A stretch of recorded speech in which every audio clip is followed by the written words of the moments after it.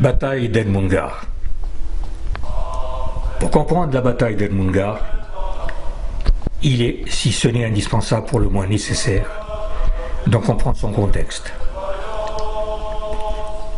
Algérie 1899. Depuis de nombreuses décennies, le nord du pays a été complètement pacifié et intégré à la France, formant ainsi 3 de ses départements. Mais les vastes territoires du sud, avec leurs zones inhospitalières et le désert du Sahara, restent relativement inconnus des Français. Malgré le fait que l'Empire français ait mené à bien la colonisation de l'Indochine en Asie du Sud-Est, et plus récemment achevé la pacification de Madagascar dans l'océan Indien, à partir de décembre 1899, des expéditions militaires se lancent dans l'occupation du sud de l'Algérie.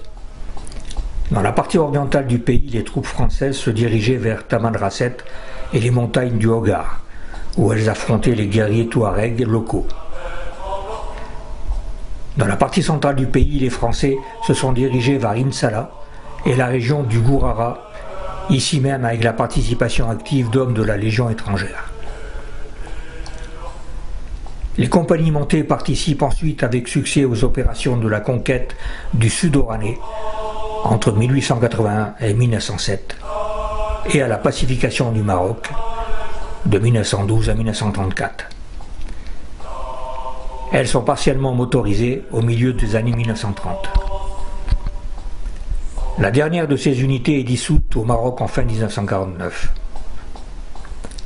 Dans les colonnes, unités d'élite, les compagnies montées ont pour mission essentielle de se porter en avant, parfois de poursuivre l'ennemi et de porter les premiers coups. Elles peuvent aller longtemps et loin, pendant plusieurs jours en territoire hostile. En temps normal, les compagnies montées parcourent 40 à 50 km par jour en 10 à 15 heures de marche. Mais elles peuvent aller jusqu'à 70-80 km par jour. Pour tenir ce rythme, le principe est qu'un mulet soit attribué à 2 hommes, chacun alternant toutes les heures sur le dos de l'animal.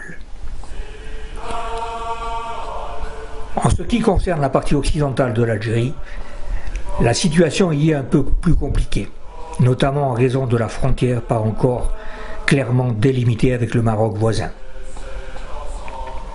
Les soi-disant zones frontalières étaient habitées par des groupes militants de berbères marocains qui n'ont pas hésité à terroriser et à tendre des embuscades aux tribus locales pacifiques en Algérie et à les opposer aux Français. Pour répondre à ces attaques et occuper le terrain, l'état-major français élabore le principe des colonnes autosuffisantes, formation polyvalente qui regroupe des unités d'infanterie, de cavalerie, d'artillerie et du génie, sachant que les compagnies montées de la Légion étrangère forment souvent le noyau dur de ces colonnes. Dans le cadre de cette stratégie, les 2 régiments étrangers sont appelés à fournir soit un bataillon, soit une ou plusieurs compagnies.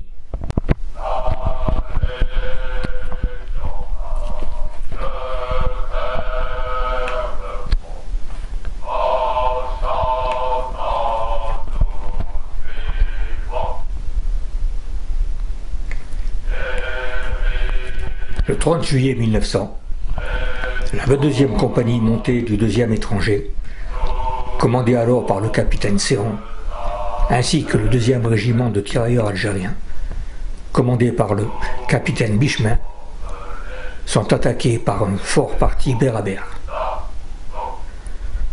Tôt le matin du 30 juillet 1900, un convoi de ravitaillement revenant d'Igli et se dirigeant vers le nord, le long de la Zousfana, quitta le puits d'eau de Zafrani.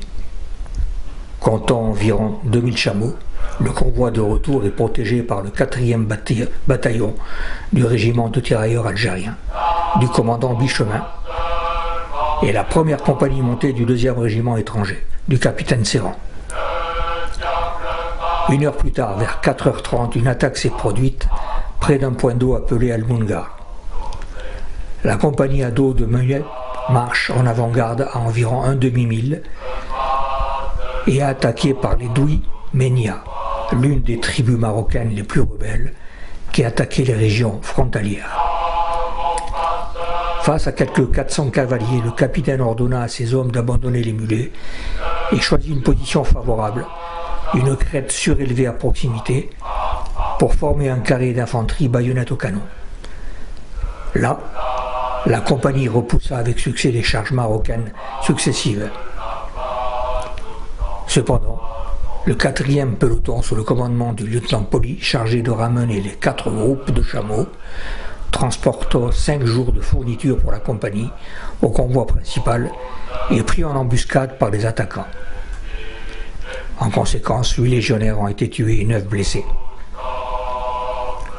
Le conflit sera connu sous le nom de bataille de Moungar et non d'El Moungar. Par souci d'exhaustivité, il convient de rappeler que, rien qu'en juillet et août, 18 raids et attaques marocaines ont eu lieu le long de la vallée de la Zousfana, visant des avant-postes, des convois ou des camps de cheminots. Mais l'attaque près d'El Moungar a été la plus grave. Ces derniers sont mis en fuite, mais 8 légionnaires sont tués dans l'assaut. Le 20 juillet 1901 est signé à Paris un accord entre Paul Revoile, chargé d'affaires de la France à Tanger, et la délégation chérifienne. Cet accord avait pour but de régler la situation des tribus nomades du Sud-Oranais, tribus turbulentes qui avaient beaucoup de mal à s'accommoder des contraintes frontalières. Mais ces tribus vivant aux confins algéro-marocains se souciaient peu des traités de Salon et poursuivent leur pillage de caravanes, des vols de troupeaux, les attaques de postes.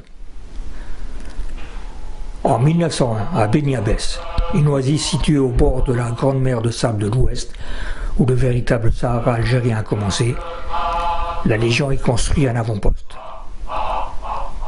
Beni Abbès se trouvait à environ 500 km d'Ain Sefra, le quartier général d'Oran Sud, et à 150 km de Taguit. Il devient le point le plus méridional du boulevard de la Légion, surnommé donné de la route d'approvisionnement stratégiquement importante qui longe la vallée de la rivière Zousfana, où les unités de la Légion sont chargées de protéger les convois et de construire les avant-postes de la caravansérail.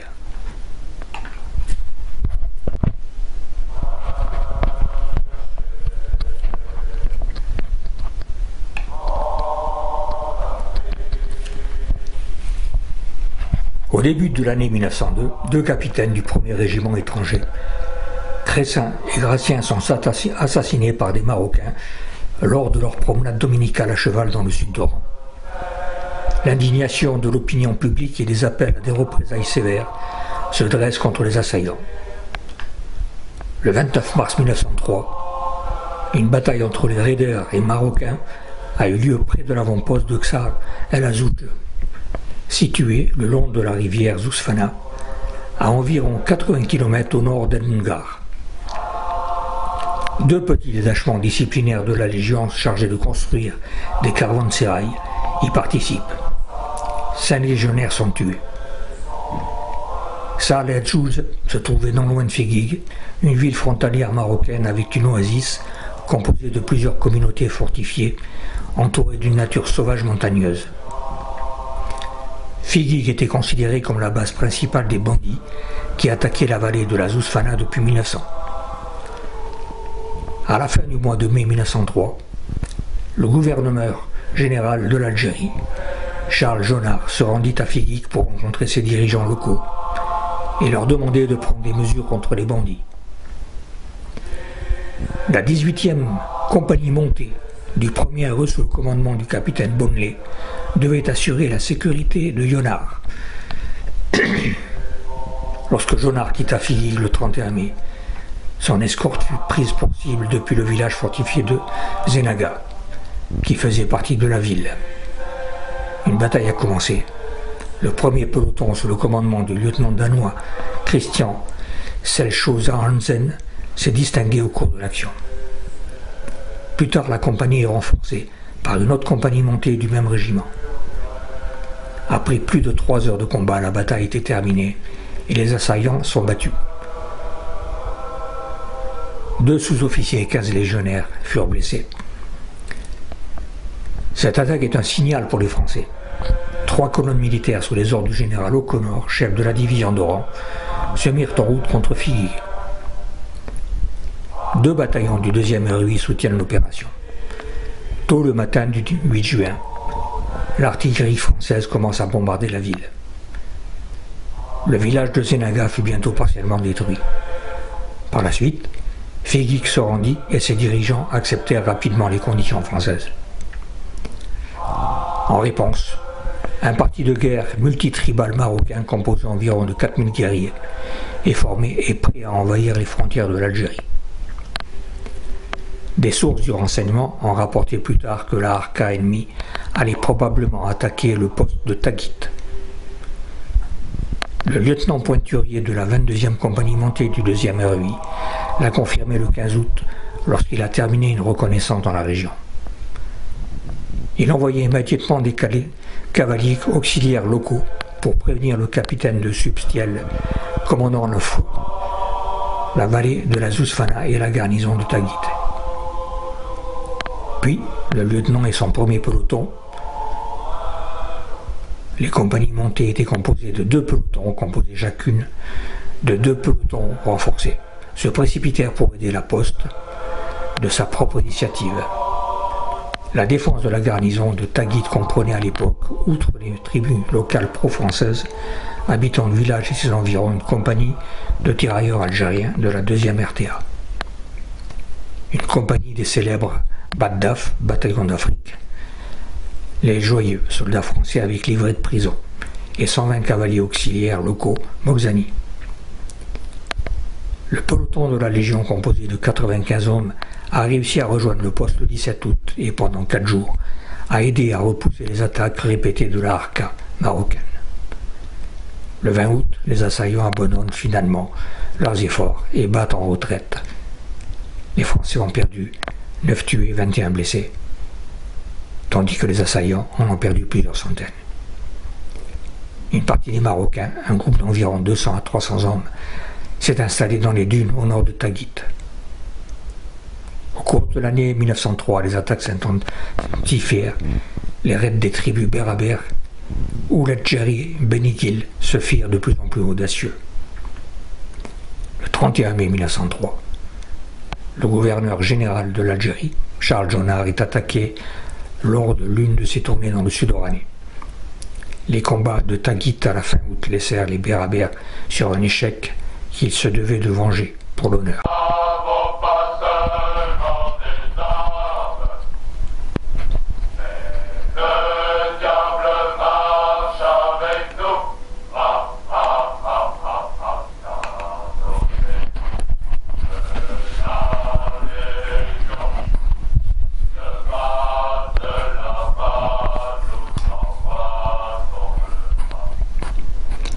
Le 28 août 1903, un convoi quitte Djenan el-Dar, une oasis plus petite avec un poste situé à proximité de Figuig, qui était un carrefour pour les troupes françaises allant vers le sud-ouest ou le sud.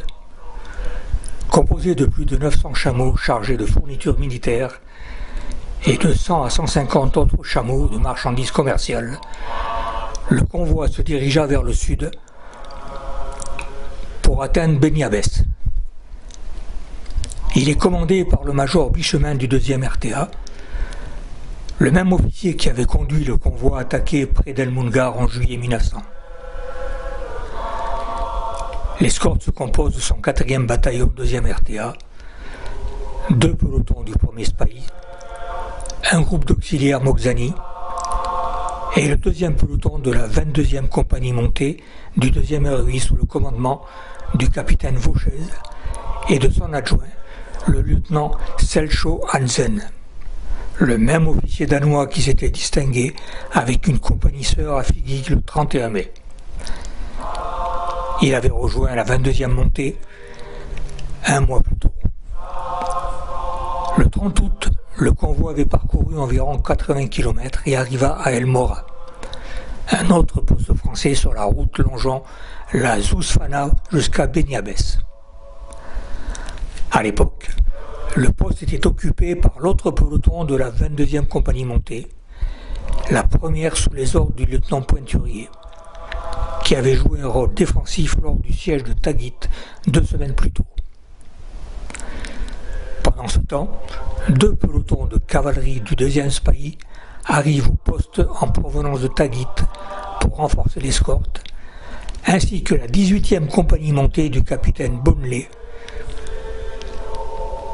Le convoi était maintenant divisé en 3 détachements qui avaient reçu l'ordre de se mettre en route progressivement, à des intervalles plus longs, environ 24 heures. Cette mesure a été prise pour donner aux rares puits le temps de se remplir à nouveau pendant la saison estivale encore chaude, pendant l'étape la plus difficile du parcours, allant d'El Morah à Taguit.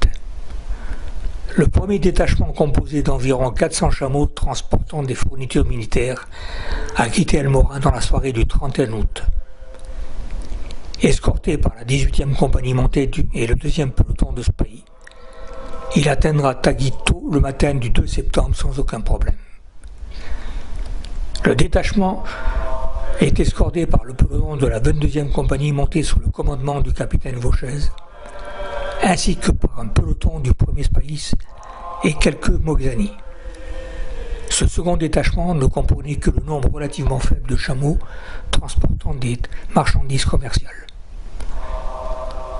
Le capitaine avait prévu de quitter El Morah 24 heures après le détachement dans la soirée du 1er septembre pour profiter de la froide marche nocturne. Le dernier élément du détachement était une arrière-garde Spahis, avec un groupe de 11 chameaux importants et des provisions pour l'escorte. Le 2 septembre 1903, à 3h45 du matin, les légionnaires de la 22e compagnie montée du 2e étranger, accompagnés d'un peloton de 20 Spahis, commencent leur escorte. Le convoi, fort de plus de 1000 dromadaires, est scindé en 3. Les légionnaires escortent le 2e tiers. Le peloton de 113 têtes montées sur des mulets marchait à une vitesse plus élevée que les chameaux, avec la pratique courante selon laquelle 2 hommes étaient affectés à chaque mule et se relayaient pour monter et marcher.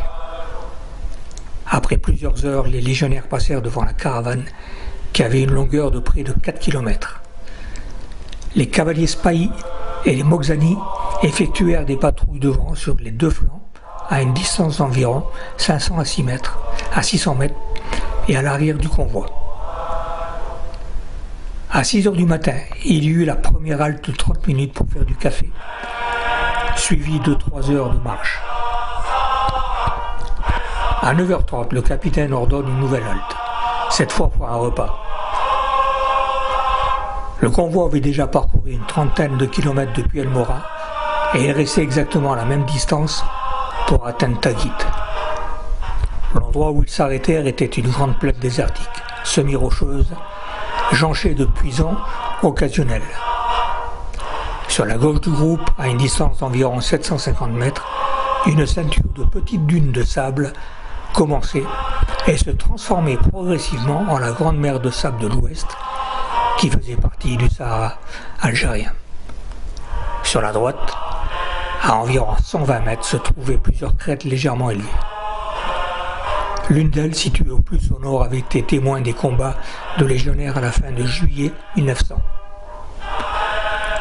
Au loin, derrière les crêtes, on pouvait voir les longues et très élevées hauteurs d'El Moungar, avec le lit asséché de la rivière Zousfana enroulé autour d'elle.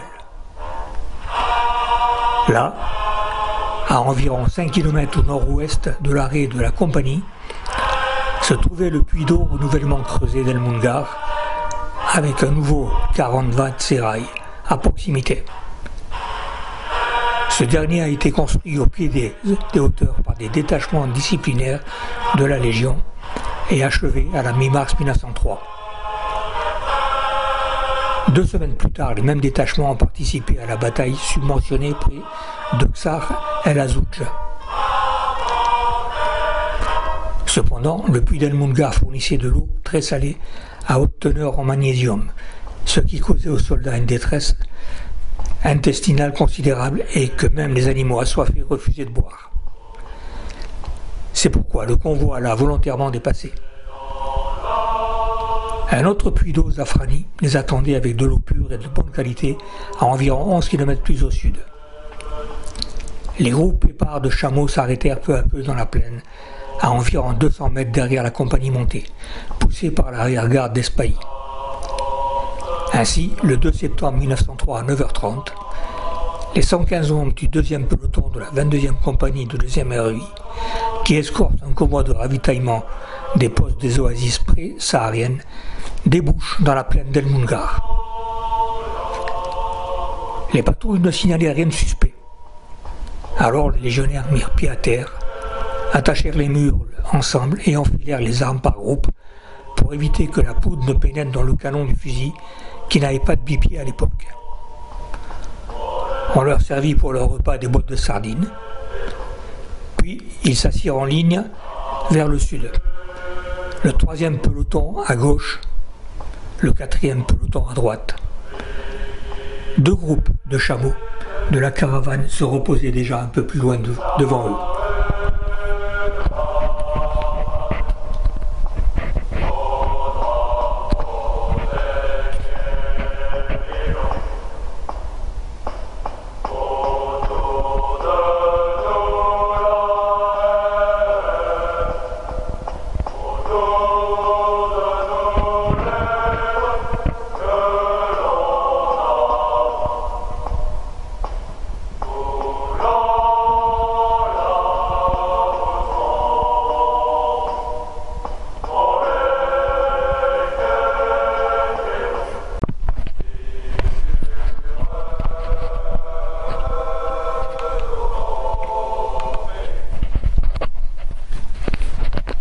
Sergent Charlier, ancien combattant aguerri et le plus ancien de la compagnie, rappelait aux hommes la bataille du 30 juillet 1900 qui s'était déroulée non loin de leur position lorsque plusieurs coups de fusil éclatèrent sur leur gauche. Aux armes retentit et tout le monde se précipite sur les fusils. 2 cavaliers furent tués sur le coup. 2 autres ont réussi à s'échapper et à rejoindre la position de la Légion. Le feu impitoyable venait maintenant de l'autre côté de la route, d'un Talweg voisin. Il s'agissait d'un petit lit de ruisseau asséché, à seulement environ 100 à 150 mètres, et certainement non protégé par la patrouille. Des dizaines de Marocains y étaient en embuscade. Maintenant, ils étaient tous debout et tiraient sur les légionnaires rassemblés devant eux, prêts à tuer ou à blesser le plus grand nombre possible. En peu de temps, de nombreux cadavres gisaient sur le sol, y compris presque tous les sous-officiers. La grande majorité étaient des membres du 3e peloton, qui étaient le plus exposés à l'ennemi. Selon l'un des spahis survivants de la patrouille attaquée, certains légionnaires ont même entamé un combat au corps à corps avec des baïonnettes qui a coûté la vie à plusieurs Marocains. Au cours de cette situation chaotique, le chef du 3e peloton, le lieutenant Selchon Hausen, est mortellement blessé. Il refusa d'être secouru par ses hommes dévoués et leur ordonna de se battre et de montrer qu'ils étaient légionnaires. Après quelques instants, le peloton, considérablement réduit, a réussi à former une position défensive sur place et à riposter. Pendant ce temps, les hommes du 4e peloton, sous le commandement du capitaine Vauchez, se regroupent et se positionnent un peu plus à gauche de leurs camarades face à l'ennemi. Néanmoins, dans le nord-est, à environ 800 mètres de là, un autre groupe de Marocains a pénétré dans la plaine depuis les dunes de sable. Ils se dirigent vers le flanc gauche du 4e peloton, se cachent dans les buissons près des groupes de chameaux du convoi et ouvrent le feu. Alors que le 3e peloton continue de tirer sur l'ennemi situé de l'autre côté de la route, le 4e peloton doit changer de position pour faire face au 2e groupe d'attaquants. Considérant les possibilités, le capitaine décida que le 4e peloton devait effectuer une charge à la baïonnette sous le feu intense de l'ennemi. Mais cette idée s'avère rapidement vaine et cause d'autres pertes importantes pour la compagnie, notamment le sergent-major Tissier, les sergents Danner et Perret, les caporaux Cachet et Vercasson, et le capitaine lui-même qui est mortellement blessé. Le légionnaire Petit fut touché 3 fois par balle. Le légionnaire Trincard 4 fois, et d'autres même 5 fois, comme ce fut le cas pour le sergent Van der Borg. Les légionnaires se recouchaient et avaient repris le feu. Il était environ 10 heures du matin. L'ennemi faisant face au 4e peloton se divise en deux groupes. Tandis que le premier restait caché dans les buissons de la plaine et continuait à tirer, le deuxième groupe s'approcha des chameaux et les poussa entre eux et les légionnaires pour bloquer la vue de ces derniers. Au même moment, le 3e peloton, moins son chef et ses officiers qui avaient tous été tués ou blessés, se regroupa sous leurs caporaux et se retira vers la crête 1. Le titre officiel donné dans les rapports à une crête rocheuse à l'ouest du 4e peloton, à environ 200 mètres de là, et la colline 2, une butte située à 100 mètres au sud de la crête. Peu de temps après, c'est au tour du 4e peloton de battre en retraite. Désormais, attaqué des deux côtés nord et est, ce n'est qu'au prix d'un grand effort qu'il parvint à se retirer. Le sergent Charlier tombe au cours de cette attaque, ayant été blessé 3 fois. Les balles lui brisent le bras, la jambe, la hanche. Le 4e peloton se sépare également. Un groupe sous le commandement du caporal Zoli, un Italien qui aurait combattu avec le général Garibaldi, rejoignit la crête 3. Ce groupe était la partie la plus valide de l'escorte de la Légion à l'époque, ne comptant que quelques blessés parmi eux. Leur nouvelle position, la crête 3, était située à environ 300 mètres au sud de la crête 1 et avait déjà été occupée par une douzaine de spahis sous le commandement de leur chef français Damiens et les Moxani depuis le début de l'action. Un autre groupe du 4e peloton se déplace derrière la crête 1 et s'y organise sous le commandement du sergent quartier-maître Tisserand, lui-même déjà blessé. Alors que les groupes du 3e peloton attirent l'attention de l'ennemi, Tisserand et ses hommes parvinrent à faire des sorties et à rassembler leurs capitaines, sergent-major et d'autres gravement blessés derrière la crête.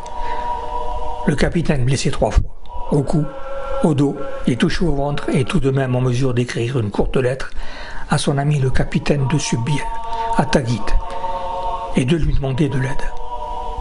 Sa lettre serait apportée à Taguit par 2 spahis. Il était 10h30. Peu de temps après, le sergent quartier-maître et son groupe quittaient la crête et rejoignirent la colline 2, plaçant les blessés derrière elle. Une partie du 3e peloton, sous le commandement du quartier-maître caporal de Montes, occupant la crête 1, n'a pas été en mesure de se réorganiser. Les assaillants, couverts par des chameaux poussés, ont pu accéder à la crête par son côté nord et avancer progressivement vers le sud-ouest et tirer sur ses légionnaires. Par la suite, les tirs des 2 groupes du 4e peloton, colline 2 et crête 3, ont été dirigés vers la plaine et les dunes de sable devant eux, afin de débarrasser la zone de tout ennemi. Pendant ce temps, incapables de continuer à tenir leur position, le caporal quartier-maître de Montes avec son groupe et la majorité des blessés se retirèrent de la crête 1 et rejoignirent la colline 2. La crête 1 fut bientôt occupée par les Marocains. Voyant cela, Tisserand prit un groupe de légionnaires et se dirigea vers l'ouest sans être détecté. Puis ils attaquèrent l'ennemi qui occupait la crête, précédemment abandonnée par l'arrière, et l'ont repoussé avec succès. Néanmoins, le sergent-major Tissier, qui avait remplacé le capitaine mortellement blessé et qui, malgré ses propres blessures, gardait toujours le commandement, ordonna à toutes les parties de se replier sur la colline 2 et de tenir la position jusqu'à l'arrivée des secours.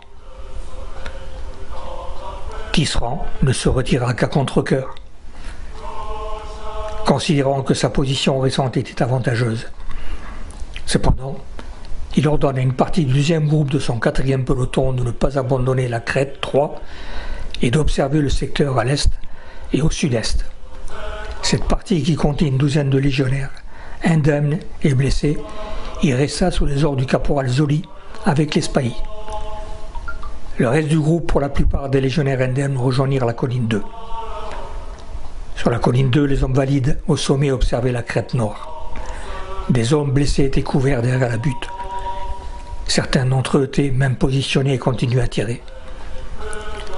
Le sergent quartier-maître Tisserand a pris le commandement de la défense en remplacement du sergent-major qui était tué.